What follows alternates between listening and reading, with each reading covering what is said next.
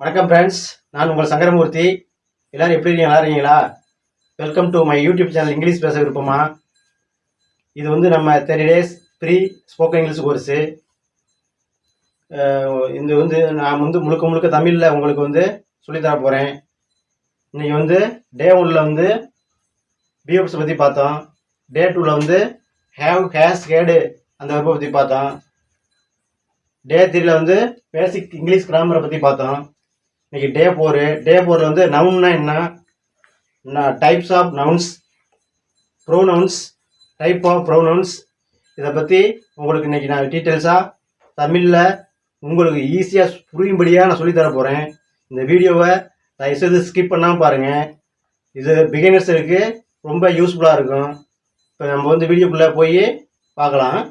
இப்போ வந்து இன்னைக்கு வந்து நவுன்னா என்றால் என்ன, நவுன்னா என்ன, பெயர்ச்சொல். பெயர்ச்சொல் என்பது ஒரு மனிதன், விலங்கு, என்ன, பிளேஸ், பொருள் ஆகியவற்றின் பெயரை குறிப்பிடுவதுதான் பெயர்ச்சொல். ஓகேங்களா? எடுத்துக்காட்டாக இப்போ அன்பு, தஞ்சாவூர், சென்னை, இதெல்லாம் வந்து பெயர்ச்சொல். இப்போ பெயர்ச்சொல்ல வந்து வகைகள் என்னென்னா, ப்ராப்பர் ஒன்று வந்து ப்ராப்பர் நவுன், 2 கலெக்டிவ் நவுன், 3 வந்து காமன் நவுன், அடுத்து காங்கிரீட் நவுன், அப்ஸ்ட்ராக்ட் நவுன். என்ன இது இந்த நவுன் வகைகள் இருக்கு.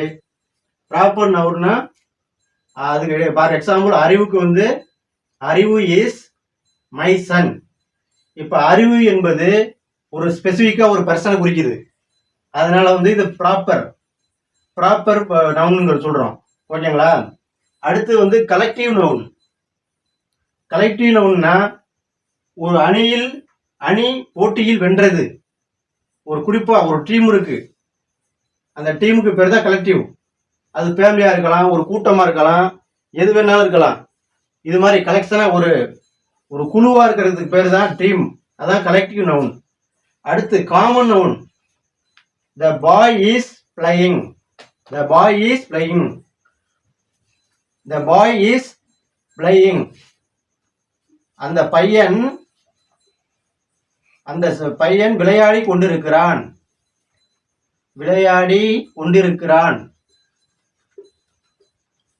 இப்போ இந்த பாய்ங்கிறது வந்து காமன். பாய் வந்து யார் வேணாலும் இருக்கலாம். பாய் எந்த பேர் கொண்ட மனிதனாச்சும் சிலரனாச்சும் இருக்கலாம் பாய். அதனால வந்து இது காமன் நவுன்னு சொல்றோம். அடுத்து காங்கிரீட் நவுன்னா காணக்கூடியது, காது, மூக்கு, தொண்டை மூலம் உணரக்கூடிய பொருள். எடுத்துக்காட்டு, ஐ ஏட் an ஆப்பிள். நான் ஆப்பிள் சாப்பிட்டேன். நான் ஆப்பிள் வந்து பார்க்கலாம், தொடலாம், எது வேணாலும் செய்யலாம். அது வந்து கண்ணால் பார்க்கக்கூடியது, என்ன, தொடக்கூடிய பொருள். அதே மாதிரி அதுக்கு எடுத்துக்காட்டு கவுஸ் சொல்லலாம், என்ன, காரை சொல்லலாம், பைக்கை சொல்லலாம், எது வேணாலும் சொல்லலாம். அது வந்து காங்கிரீட் நவுன். ஓகேங்களா? அடுத்து வந்து அப்ஸ்ட்ராக்ட் நவுன். காண முடியாது, உணரலாம். கானஸ் இஸ் த குட் குவாலிட்டி. நேர்மை ஒரு நல்ல குணம். குணத்தை வந்து தொட முடியாது, கண்ணால் தெரியாது. அதுதான் வந்து அப்ஸ்ட்ராக்ட் நவுன். ஓகேங்களா? அடுத்து வந்து மெட்டீரியல் நவுன். மெட்டீரியல் நவுன்னா ஒரு பொருளை உருவாக்க பயன்படுவது. For example, the ring is made of gold. இந்த மோதிரம் தங்கம் கொண்டு செய்யப்பட்டது. இப்போ வந்து அந்த தங்கம் தான் பொருட்கள் தயாரிக்க பயன்படுது. அதனால இது வந்து மெட்டீரியல் நவுனு. ஓகேங்களா? அடுத்து வந்து கவுண்டபிள் நவுன். நவுன்னா எண்ணக்கூடியது. 1, 2, 3, 4, 5 என்று எண்ணக்கூடியது. For example, I put 3 books. நான் 3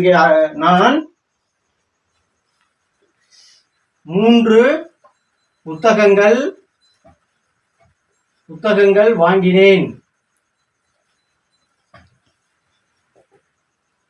அறிவு 5 புத்தகங்கள் வாங்கினான். அறிவு 5 புத்தகங்கள். அறிவு bought 5 books. அறிவு bought 5 books. இது மாதிரி 1 2 3 என்று எண்ணக்கூடிய பொருட்கள், அதுக்கு பேர் தான் வந்து கவுண்டபிள் நவுன்ஸ். அடுத்து அன்கவுண்டபிள் நவுன்ஸ். அன்கவுண்டபிள் நவுன்ஸ்னா என்னன்னா என்ன முடியும், எதாவதுனா வாட்டர், மில்க்கு, ஜூஸ், நீங்க குடிக்கிற ஜூஸ் என்ன முடியுமா, 1 2 3 என்ன முடியுமா, மில்க் என்ன முடியுமா, தண்ணீர் என்ன முடியுமா, என்ன முடியாது தானே, அதுதான் அன்கவுண்டபிள் நவுன், என்ன முடியாது. ஓகேங்களா?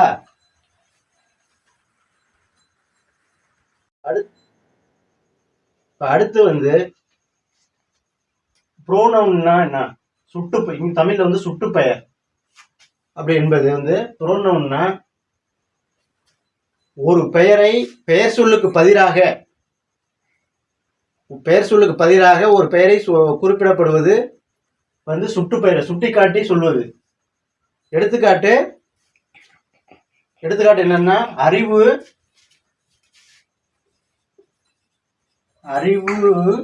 Is my son. அறிவு வந்து என்னுடைய மகன், அறிவு என்னுடைய மகன். ஓகேங்களா? இப்ப இது வந்து பெயர் சொல். அறிவுங்கிறது வந்து பெயர் சொல். அறிவுங்கிறது வந்து இந்த சென்டென்ஸ்ல பெயர் சொல். அறிவு என்னுடைய மகன். அடுத்து அவன் ஒரு மாணவன். இங்கிலீஷ்ல என்ன வரலாம், he is a student. அறிவு is my son, he is a student. ஓகேங்களா? இப்ப இந்த ஹீக்கு பேர் தான் ப்ரோனவுன். ஏன்னா இந்த அறிவுங்கிறத மறுபடியும் இந்த இடத்துல பயன்படுத்தல, அவன்னு பயன்படுத்திட்டோம். ஓகேங்களா? புரியுதுங்க? நோடி சொல்றேன் கொஞ்சம் நல்லா.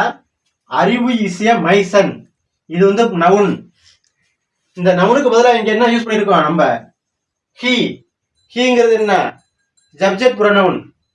அந்த புறநவுனை இங்க நம்ம வந்து யூஸ் பண்ணிக்கிறோம். அதான் ஒரு பெயர் சொல்லுக்கு பதிலாக பயன்படுத்தப்படும் ஒரு பெயரை மீண்டும் மீண்டும் திரும்ப சொல்ல வேண்டாம், அதுக்கு பதில் வேற ஒரு பெயர் சொல்லணும். அதுக்கு பேர் தான் வந்து ப்ரோனவுன். ஓகேங்களா? இப்போ ப்ரோனவுன் எத்தனை டைப்ஸ் ஆஃப் ப்ரோனவுன் பார்க்க போறோம். டைப்ஸ் ஆஃப் ப்ரோனவுன்னா personal pronoun, I, you, we, they, he, she, it, இதெல்லாம் வந்து பர்சனல் சப்ஜெக்ட் ப்ரோனவுன். அடுத்து வந்து ஆப்ஜெக்ட் ப்ரோனவுன்னா மீ, என்னை, யூ, உன்னை. ஏற்கனவே இதெல்லாம் உங்களுக்கு இந்த கிளாஸ்ல சொல்லி கொடுத்துருக்கிறேன். யூ உன்னை, அஸ் எங்களை, ஜம் அவர்களை, கிம் அவனை, ஹெர் அவளை, இட் அதை, மை என்னுடைய, யுவர் உன்னுடையது, அவர் எங்களுடையது, தேர் அவர்களுடையது, கிஸ் அவனுடையது, ஹெர் அவளுடையது, இட்ஸ் அதனுடையது, மை செல்ஃப் நானே, யுவர் செல்ஃப் நீயே, அவர் செல்வ்ஸ் நாங்களே எங்களே, தெம்செல்வ்ஸ் அவர்களே, ஹெர் இட் செல்ஃப் நாங்களே. அது மாதிரி உடைமையை குறிப்பது பொசசிவ் ப்ரோனவுன். ஓகேங்களா? அடுத்து ரெஃப்ளெக்சிவ் ப்ரோனவுன்னா தன்னைத்தானே செய்து கொள்வது, ஒரு வேலையை வந்து தன்னைத்தானே செய்து கொள்வது தான் ரெஃப்ளெக்சிவ் ப்ரோனவுன். ரெஃப்ளெக்சிவ் ப்ரோனவுன்னா தன்னைத்தானே செய்து கொள்வது, மைசெல்ஃப் நானே ஒரு வேலை செய்கிறது. எடுத்துக்காட்டாக she cleaned the room herself, அவளே தன்னுடைய ரூமை சுத்தம் பண்ணினாள்.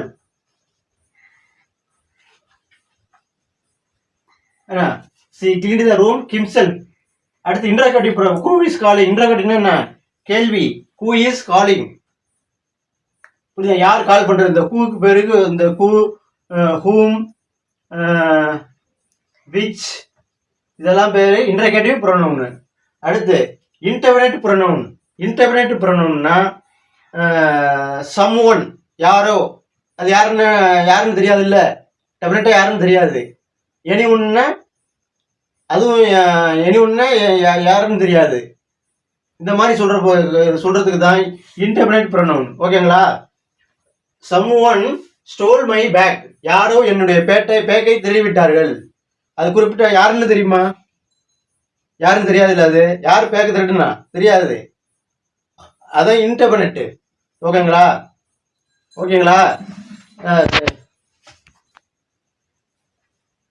அடுத்து வந்து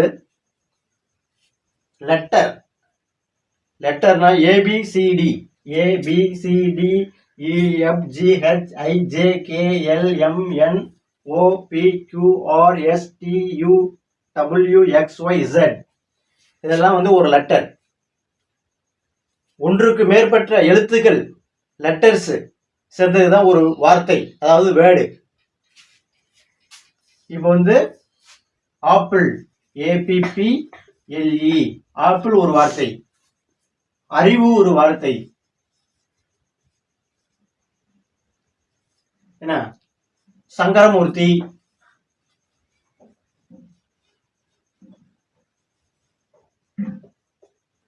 இது மாதிரி ஒரு வார்த்தையா, இந்த லெட்டர் எல்லாம் சேர்ந்து ஒரு வார்த்தையை கொடுக்குது. பல எழுத்துக்கள் சேர்ந்தது ஒரு வார்த்தை, பல லெட்டர் சேர்ந்தது ஒரு வார்த்தை. ஓகேங்களா? லெட்டர்னா என்ன, இப்ப வேர்டுனா என்னன்னு பார்த்துட்டோம், வார்த்தைனா எப்படி வந்ததுன்னு பார்த்துட்டோம். அடுத்து சென்டென்ஸ். ஒன்றுக்கு மேற்பட்ட வார்த்தைகள் சேர்ந்ததுதான் ஒரு சென்டென்ஸ். ஒன்றுக்கு மேற்பட்ட வார்த்தைகள்,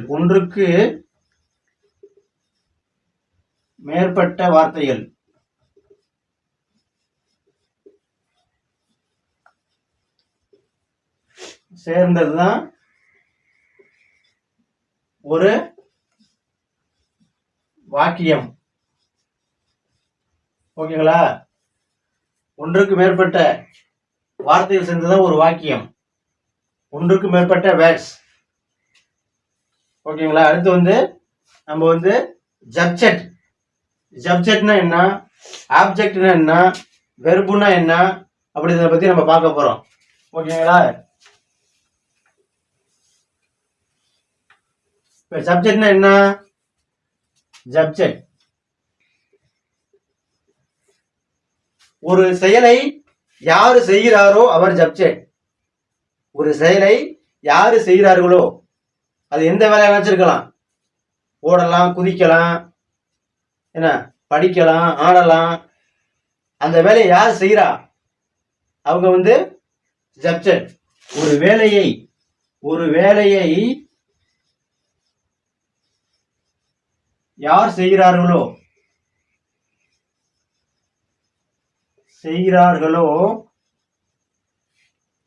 அதான் யார் செய்யறா, ஒரு வேலையை யார் செய்வா அவங்க வந்து சப்ஜெக்ட். உதாரணத்துக்கு வந்து நான் சாதம் சாப்பிடுகிறேன், நான் சாதம் சாப்பிடுகிறேன். இது இங்கிலீஷ்ல எப்படி சொல்றது? I eat rice. இதுல வந்து நான் எது சப்ஜெக்ட்? இதுல நான்ங்கிறதா சப்ஜெக்ட். ஏன்னா வந்து இந்த சாதம் சாப்பிடுறது யாரு, அந்த செயலை செய்யறது யாரு? நான். ஐங்கிறது சப்ஜெக்ட். ஓகேங்களா? அடுத்து வெர்பு என்ன? வெர்பு என்பது செய்யப்படும் வேலை. அவங்க என்ன வேலையை செய்யறாங்க, அந்த சப்ஜெக்ட் வந்து என்ன வேலையை செய்யுது? ஓடுதா, குதிக்குதா, குடிக்குதா, இல்ல படிக்குதா, எது வேணா இருக்கலாம். எந்த ஆக்ஷன் என்ன ஆக்ஷன் நடக்குது இங்க, அதுதான் வெர்பு. இங்க என்ன ஆக்ஷன் இதுல நடக்குது? ஈட்டுங்கிற, சாப்பிடுறங்கிற ஆக்ஷன் நடக்குது. அதனால இந்த ஈட்டுங்கிறது தான் வெர்பு. அடுத்து வந்து ஆப்ஜெக்ட்னா எதன் மீது, யார் மீது அப்படிங்கிறது தான். எதன் மீது, யார் மீது, யார் மீது. அந்த ஆக்ஷன் நடக்குது. ரிசீவர் பெறுபவர், ஆப்ஜெக்ட்னா பெறுபவர், ஒரு செயலை பெறுபவர் யாரு இந்த இடத்துல? ரைஸ். இப்ப இந்த ரைஸ் தான் ஆப்ஜெக்ட். இன்னும் உதாரணம் சொல்ல போனா, அறிவு படிக்கிறான், அறிவு அங்கே படிக்கிறான், அறிவு அங்கே படிக்கிறான்.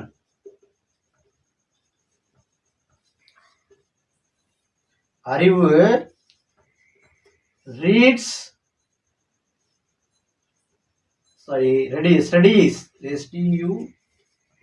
ஸ்டடீஸ் தேர். அறிவு அங்கே படிக்கிறான். இப்ப அறிவுங்கிறது சப்ஜெக்ட், ஸ்டடீஸ்ங்கிறது வெர்பு, தேர்ங்கிறது ஆப்ஜெக்ட். ஓகேங்களா?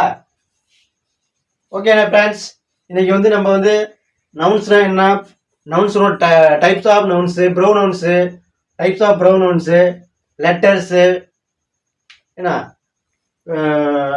வேர்ட்ஸு, சென்டென்ஸு, சப்ஜெக்ட்னா என்ன, வெர்புனா என்ன, ஆப்ஜெக்ட்னா என்ன, இதை பற்றி நம்ம டீட்டெயில்ஸாக பார்த்தோம். இந்த வீடியோ பிடிச்சிருந்தா லைக் பண்ணுங்கள், ஷேர் பண்ணுங்கள். நாளையிலேருந்து டென்சஸ் பார்க்க போகிறோம். வெரி வெரி முக்கியமான டாபிக்கு. வணக்கம் friends. Okay friends, thanks friends. நன்றி, வணக்கம்.